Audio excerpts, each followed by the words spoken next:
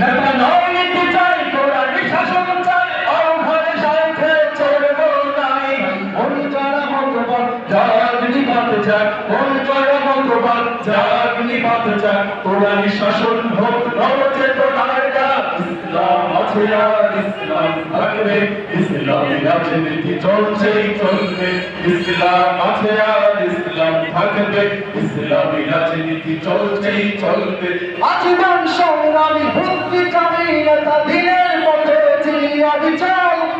প্রতিবাদ প্রতিরোধে লাগাতো সৈনিক প্রভুর ভয়ে ঝরে আজীবন